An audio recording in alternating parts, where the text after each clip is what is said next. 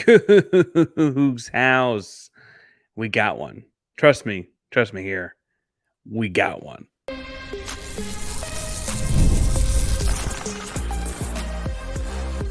You are Locked On Cougs, your daily podcast on the Houston Cougars, part of the Locked On Podcast Network, your team every day.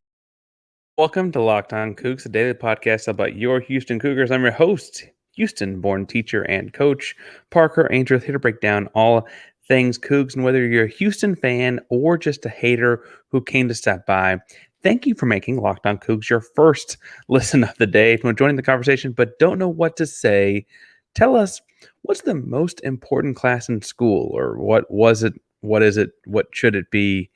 I don't know. You answer that based on your own schooling and all of that. But tell us about the important class in school. Today's show is brought to you by LinkedIn. More on that in a moment. All kinds of fun stuff over there as well. But we got a lot of stuff to talk about today. I want to talk about Milos Uzan because I am excited about it. We have some official good news out of that for sure. I want to talk about the Building 2025 class for the Houston Cougar football program.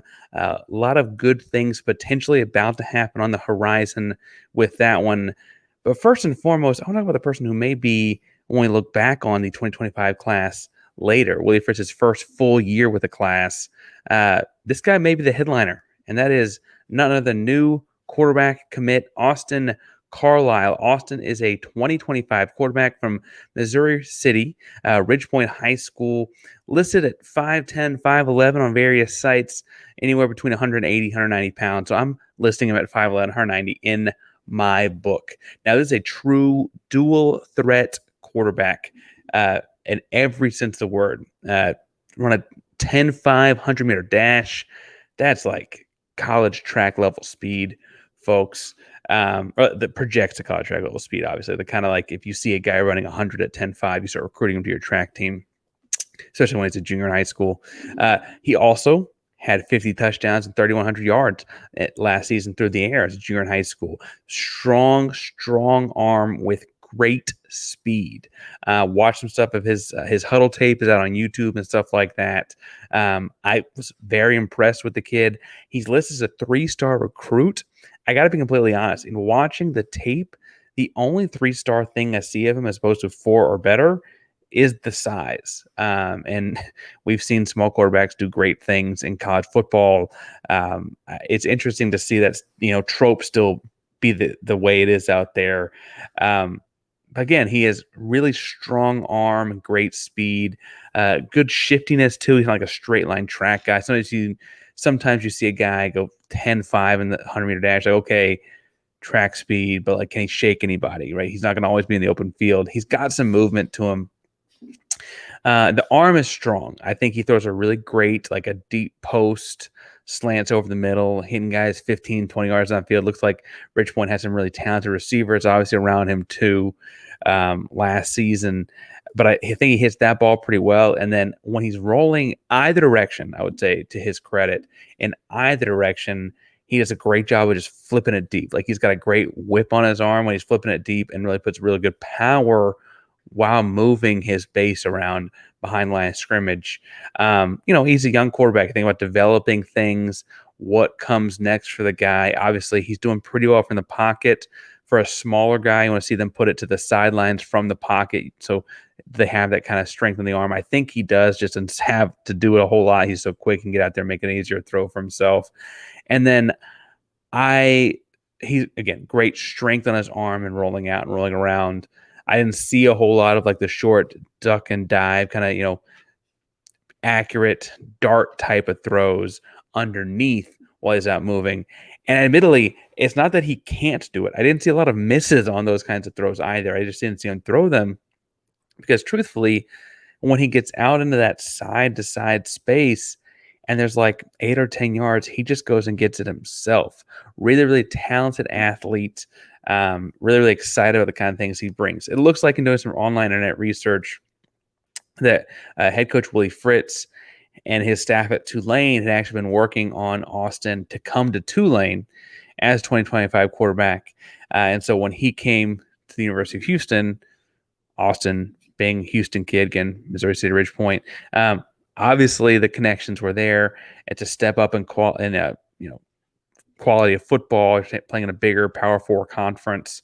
And so suddenly it's a very simple call for Austin after their track season, I'm assuming, just wrapped up, right? And most high schools are doing spring football last week and this week, if not the 2 weeks before, right? And so really interesting to see what his senior year looks like and what his recruitment status elevates to impressive young athlete. What's funny is Houston. Donovan Smith will start this fall, right? He's going to be the quarterback. He's going to be the go-to guy. I think there'll be packages for Zion Chris, but I think Donovan's the guy. I think we'll see him run around more, though, this fall. Zion is another electric, legitimate 4.3 kind of speed with shakes to him type of athlete playing quarterback. Obviously, saw in the spring game, he's still working on some of the pocket presence kind of stuff, but the best things he does are things you don't get to show off in a spring game either. So I'm excited about where he will be. I think that Austin Carlisle kind of strikes a nice blend of those two. He's got arm strength like Donovan. He's got speed to his game like Zion. Reads are different, obviously, from high school to college. So I don't want to make passing judgments on what his reads will be like at the Power Four Division I level. But I do think it looks like he's making pretty crisp and clear reads at the high school level, not putting himself in trouble. There's a couple of things on his tape where he throws it, we'd call it USO route, like underneath the safety, but over the top of the linebacker, right? That little window there, under safety, over linebacker kind of area. USO. He hit that spot pretty well. That requires a good amount of touch. We always call it more like a jump shot, right? Like you're flipping your wrist to get it over the top of the linebacker, but being careful where you put it underneath the safety. He hits that pretty well. So I think that should translate to making good decisions like that later. That is a difficult throw, the high level football you get, obviously. But he also is going to get better himself. So I think that those things will work out for him. The interesting thing is, with the kind of athlete he is, I think a lot of people are thinking, is this the quarterback, the future for the Cougs, right? It'll be the 2025 will be the first class that Willie Fritz gets to recruit the entire year long, right? The 2024 is he jumped in the middle of their senior year, obviously. And I think it'll be interesting to see what the class looks like, because with how great an athlete Carlisle is, but his size, you could conceivably see other quarterbacks still think of Houston as a place they can go play, because ultimately Carlisle's the kind of athlete that you might see move to the slot or something, right? I don't know that I would move him to the slot, but if he lost a quarterback battle, I do think you have to have him on the field. He's that kind of an athlete, right? And so if you saw someone think they can come here and win the job, I don't think that if they're a really good quarterback that wanted to come win the Houston job, I don't think Carlisle deters that. I think they'd come compete for it. You know what that position could look like? Obviously, young Chris may get it after Donovan. We'll see. That's what I'd put my money on right now if I were a betting man. I also could see, who knows what's in the transfer portal in January of 25. I mean, I've alluded to it a couple times. I'd love to see. I think Florida's going to crash and burn next year. DJ Lagway is from Willis, Texas. He's got connections to Sean Bell from when Sean Bell was at Baylor. Does there something that sprouts out of that, right, in that relationship they've got? Because when Florida crashes and burns, they fire the coach. It's a fire sale, not unlike what Houston got rid of a bunch of guys after changing coaches to Willie Fritz last year. What does that look like? Again, I think Carlisle's a quarterback. I think especially at the college level, he's a quarterback. But you could see how a 5-star top player in the country like DJ Lagway looks around and says, I can go back home. Why not? I can throw to that guy, right? So I can see things shape up like that. Houston's still purportedly high on Jameson Kitten's board, Jackson Hamilton's board, etc. I think they have an outside look at Adam Scoble. If they wanted to, Adam Scoble's a very different quarterback than Zion Chris or Austin Carlisle, though. So maybe that's not the direction they want to go with the Houston program. I do think it's interesting that Houston remains the biggest name offer to John Scoble, Adam Scoble's brother, both of whom play at Columbus High School.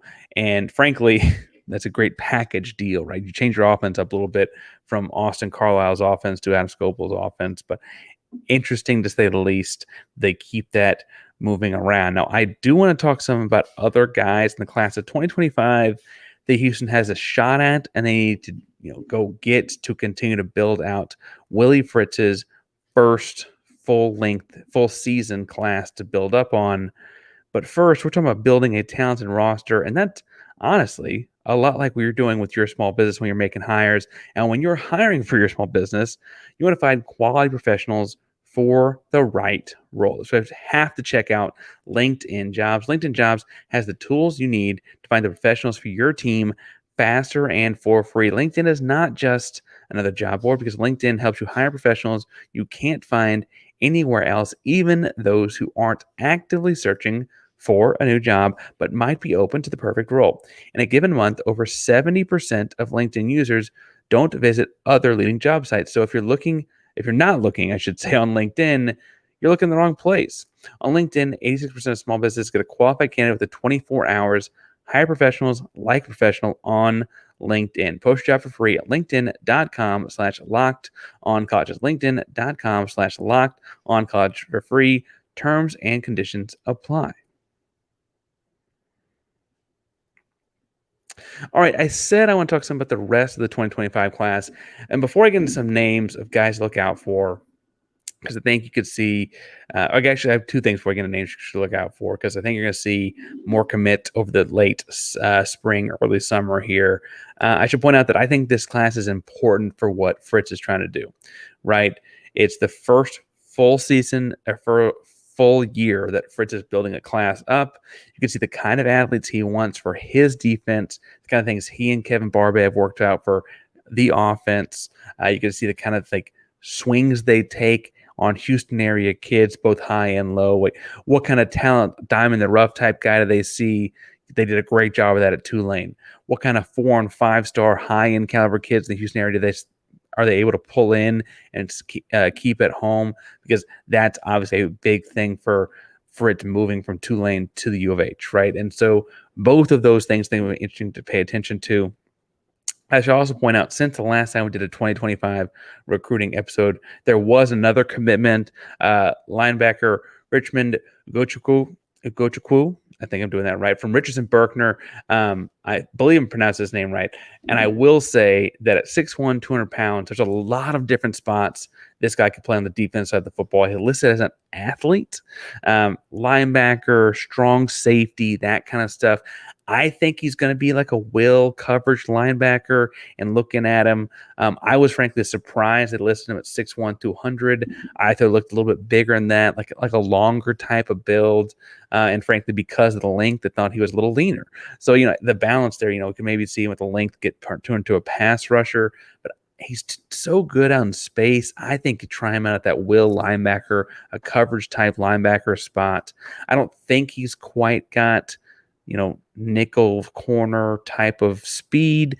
That's a challenging position to play at the power 4 level, but I'm not saying he'll never be able to do it either, right? He's a really, really great playmaking guy on defense. I do think he ends up on the field somewhere at Houston. I'd project it as a will linebacker, but we'll see, right? Guys, I think that they need to keep an eye on around the class 2025, right? We're trying to build this as to be an important class, doing more recruiting talk over the course of the week as well. So more of these guys, the week comes on, I'll make sure I get them on your radar. Staying in the DFW Metroplex, Fort Worth, North Crowley High School, has some good athletes coming there for sure. They got a running back named Cornelius Warren, 5'10", $175, 3-star type of athlete. Another guy, not unlike Austin Carlisle, I think is only a 3-star because of his size at 5'10", 175. Truthfully, if that read 6'1", $190, I'm thinking this is high-end 4-star at least, right? He's that kind of running back. He's got some real speed. He's got a little bit of shakiness in his game, but doesn't necessarily want to use it. Obviously, in moving the power 4 level of football, he'd probably use it more at 5'10", 175, but I like him a lot. And staying on the offensive side of the ball, there's a couple of wideouts that are both 4-star kids. Quanall Farrakhan, he's a 6'1", 175-pound North Shore wide receiver. Jalen Cooper is a 6'1", 155. He's from Cibolo Steel. Both of these receivers are the kind of guys that I think will compete for the ball in the air. And I think that's going to be really important. The RPO stuff looks like Houston's going to try and do more and more of after watching the spring game. Both guys in 2025, both guys have Houston offers. Both guys are reportedly still looking at Houston based on what you're seeing on different recruit sites and stuff like that. So I think, honestly, you could see either one of them commit. That'd be great. Obviously, Farrakhan Jr. being from North Shore, it's closer. I actually weirdly feel like Jalen Cooper is probably the more likely kid to come. Honestly, just on his offer sheet, even though he's a 4-star kid, Houston's one of the bigger schools as opposed to Quantified Farrakhan. Looks like he can go to a lot of places, and you're going to start looking at NIL packages and pat the league. And I think Tank Dell is a great example of that right now, but I digress, right? And sticking with wide receivers, though, we got to probably talk about, I don't know what you call Ja'Caden Ferguson. I do think it's worth pointing out that Ja'Caden has a two-way offer to Houston, meaning he can come as either a defensive player or an offensive player. You're seeing a whole lot of look at him from Houston. He's been offered by both sides of the staff, which is important. And I think that, if anything, truthfully, what that shows is that Houston wants this kid on the roster, right? And so I think it's fair to say they're doing a lot of things to go out and get Ja'Caden Ferguson. Had the receiver offer coming in, and then Etheridge and the defensive staff gave him a defensive offer fairly recently. I think it was like the start of May. So could see him get a lot of focus from the staff in terms of recruiting in the near future. And kind of in the same vein, 4-star athlete, Shadow Creek High School. We know that Fritz has kept a couple guys from there in the 2024 class coming to Houston. Big program to continue to build connections with in Pearland. I think that they got a shot at Ja'Cory Watson. Ja'Cory's listed as an athlete who plays some quarterback. He's got a receiver type build to him. Great in the open field, but frankly, not a bad guy throwing the football. You could see him play the defense side of the ball too, because he's tough as nails. I don't know what position you list Ja'Cory at. I did see him going back and forth on Twitter with Austin Carlisle. So you could see that kind of combination stay home. As far as guys who block for these guys, I kind of think so. This kid's from Florida, Lamar Williams, 6'5", 275. Listed as a tackle. I think he's probably really more of an interior guy. I really think, in looking at who all's talking to him and his frequency of who he's talking to and posting about and stuff like that, I think Houston's got an outside shot at this guy. I've not talked to him in person or his camp or whatever, but I think Lamar Williams has a shot.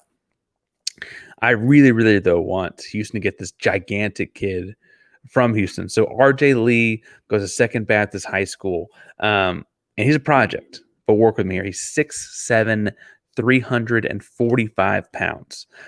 Big frame. Again, needs to kind of work on some stuff.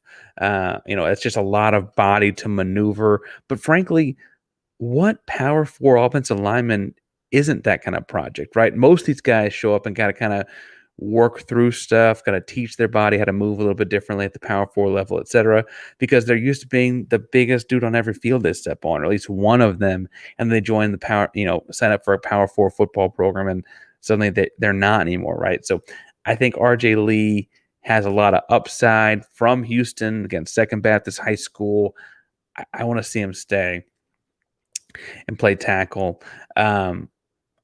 I'll be interested to see what they do in looking at other interior guys. Like I said, I think Lamar Williams is listed as tackle, would play in the interior. Demetrius Dean from Jasper, Texas. Okay, you can go watch his tape. I found some stuff of his on YouTube when I'm doing research for these shows. That's why my recruit shows typically tend to be Mondays if I'm doing it on my own, because honestly, it takes a lot of tape watching over the weekend. But Demetrius Dean, right? 6'4", 240 offensive lineman. He's a 4-star lineman. The dude's an absolute dog, as you would have to be even a ranked lineman at 6'4", 240, right? He's probably a guard. He might even be a center. And frankly, if he's a center, he probably not a lot. He has come watch Pancake play for a little bit, right? But Demetrius Dean is the kind of like mauler type that you want in your program, and we'll, keep him in the weight room, keep him eating, keep him getting bigger, whatever. We just want that kind of attitude in the front line. Now, a lot of focus on the offense today. We'll talk about defense as this late spring, early summer continues. We'll look at recruits. A lot of other recruiting talk this offseason, I want to say as well. But I want to talk some about the basketball program because they got good news, like somewhat expected news, but good news over the weekend. And so, I'll make sure we take some time to talk about what that news is. But first, I want to make sure that you know that you can go over to FanDuel right now and win, just like we're trying to do this fall with Houston Cougars, because it's winner take all time, the NBA and NHL, and FanDuel is giving you a shot to bring home a big win of your own. Right now, new customers get $150 in bonus bets with any winning $5 bet. It's $150 to bet on spreads, money lines, player props, and more. Visit FanDuel.com/locked on. Make every playoff shot count. FanDuel, America's number one sports book. Sorry, I read the lines here. I'm going with the Timberwolves. I'm doing it. FanDuel.com/locked on. All right. I probably should take one of the Timberwolves if Jarris Walker's on the Pacers and they're still in the whole thing. But why? FanDuel's a great place to go. Go check it out. All right. Milos Uzan. He is committed to Houston. He committed to Houston, the transfer portal, way back, kind of when that whole thing kind of kicked off. Jamal Shed goes to the NBA Combine. We talked about how well he did. And over the weekend, I guess it was early in the weekend, we saw Uzan officially pull his name out of the NBA draft, right? Technically, he still has about 9 or 10 days to do it, but he went ahead and pulled his name out. That's a big thing for Houston. I do think it was expected. So let's talk about why it was expected. Honestly, while Uzan was a all Big 12 freshman team player as a freshman at Oklahoma, his production dipped some last year with, frankly, a lot higher usage out of some of his backcourt teammates. A little bit different scheme and offense they were running last year at Oklahoma. And as a 6'4" point guard, he does have some pro potential. He went out to the combine, went out to the different draft process, got some feedback, and he officially declared that he's coming back to Houston, right? Coming to Houston, I should say, going back to college. That's a good thing. That's a big sign for Houston. And I talked with No Ceilings Max Baumbach before about the kind of things he brings to Houston, right? But I want to say, without guessing as to what he was told to add by NBA draft folks, I want to say that Houston's getting a long point guard defender, right? They'll go 6'4", 6'2", 6'4", and their backcourt and their starting backcourt next year with Uzan, LJ Cryer, and Emmanuel Sharp. I don't know if Terrence starts at the 3 or 4. I could see them going like 6'4" across the board, really switchable lineup too. We'll see what Terrence looks like as he continues to heal his body, coming off the injury. I do think Terrence plays a big role in this team, even if he's 80% of himself next year, though. I think he's going to be an important factor. Anyway, that's not here and there. We're talking about Uzan. And I think Uzan's going to be a big part of, honestly, keeping Sharp and Cryer up closer to 20 points a game, right? Now, Cryer had a gigantic impact last year as a transfer, really movement shooter, right? He didn't create a whole lot of shots on his own besides the occasional floater on a pump fake and drive kind of stuff. But that's going to be okay. I'll tell you more about that in a second. We also know that Emmanuel Sharp is a sharp shooter with no pun intended. Okay, a little bit of pun intended, right? But he moves around well. He did a much better job last season of driving, absorbing contact, and getting the free throw line, right?